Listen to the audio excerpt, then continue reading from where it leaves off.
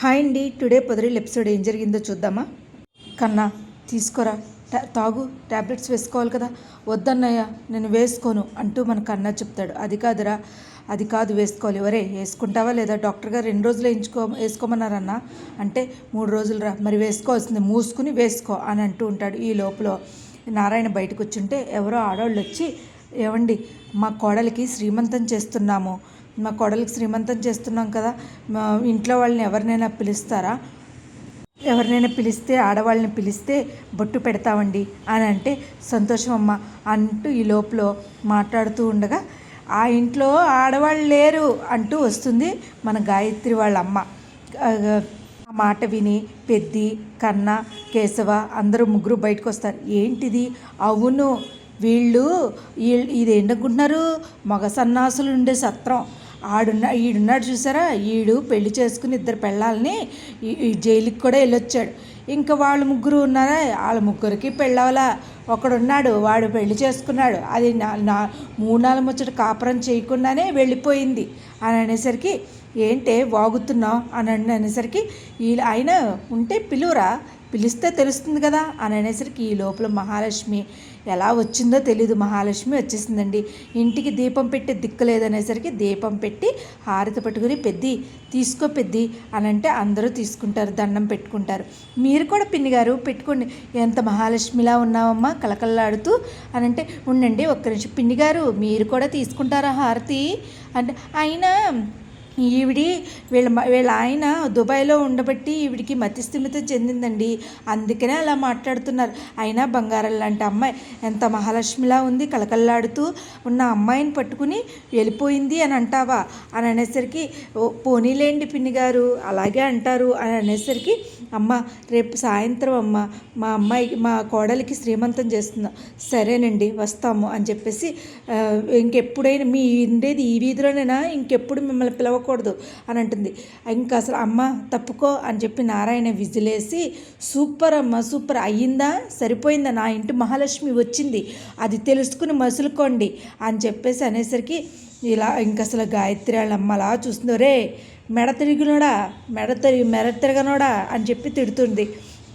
తిట్టేసరికి ఇంక అసలు నారాయణ తిట్టేసరికి ఇద్దరు కలిసి, వెళ్ళండి ఇంకా మీకు పని పాట లేదు కదా అని చెప్పేసి, పెద్ది అమ్మ అంటే పెద్ది లోపలికి వెళ్ళి మాట్లాడుకుందాం. అమ్మ పెద్ది ఏంటమ్మా ఇలా వచ్చేసావు అంటే, నా వల్ల మీరు చాలా బాధపడుతున్నారు పెద్ది, ఎందుకంటే నేను రాకముందు ఒకలా ఉండేది, నేను వచ్చిన తర్వాత ఒకలా ఉంది, అసలు నాకు చాలా బాధ అనిపించింది పెద్ది, అందుకనే నేను ఈది ద్వారం నుంచి రాకుండా దొడ్డుగుమ్మ నుంచి వచ్చాను.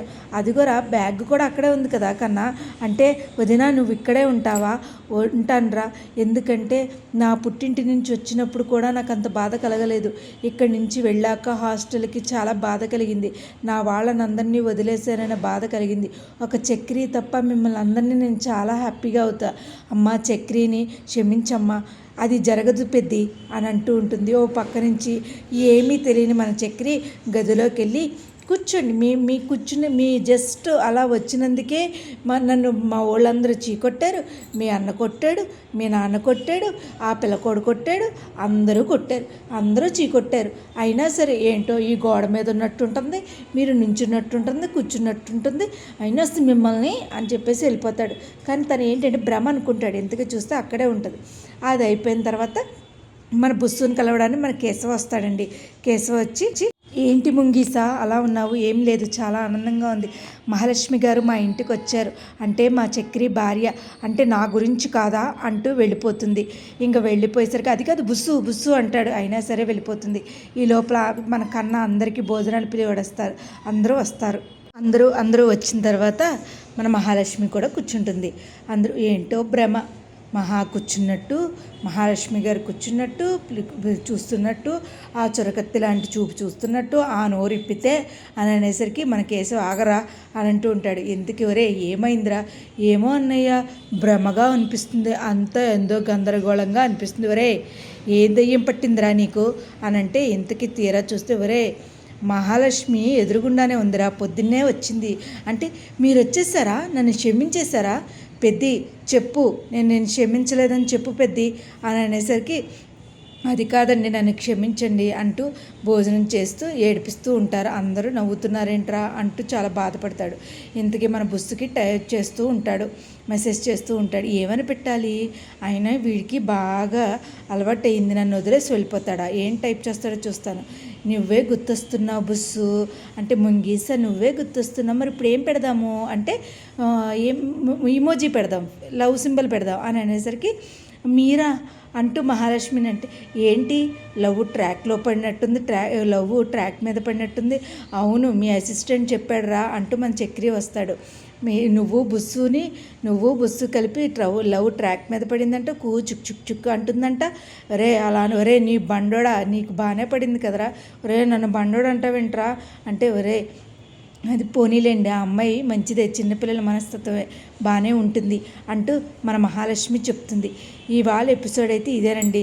హైలైట్ ఏంటంటే, మన గాయత్రి వాళ్ళమ్మ దుమ్మెత్తిపోద్దాం అనుకునేసరికి మన మహాలక్ష్మి వచ్చి వాళ్ళందరికీ సరైన వార్నింగ్ ఇచ్చిందండి. ఇవాళ ఎపిసోడ్ అయితే ఇదేనండి. మరి రేపటి ఎపిసోడ్లో ఏం జరుగుద్దో ఏంటో చూడాలండి. నా వీడియోస్ కనుక మీకు నచ్చినట్టయితే లైక్ చేసి, షేర్ చేసి, సబ్స్క్రైబ్ చేస్తారని కోరుకుంటున్నానండి.